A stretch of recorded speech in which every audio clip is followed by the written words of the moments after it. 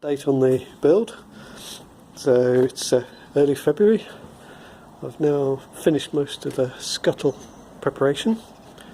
You can see the bolt heads for the heater, for the windscreen motor, and I'm just trial fitting the expansion tank. It's got to be as high as possible without touching the bonnet.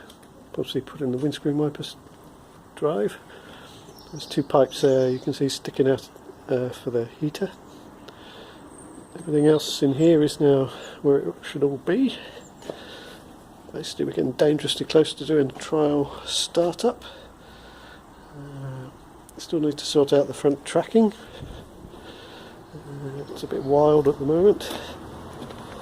And if we look inside, done the tunnel top now, so the handbrake and the gaiter for the gear stick.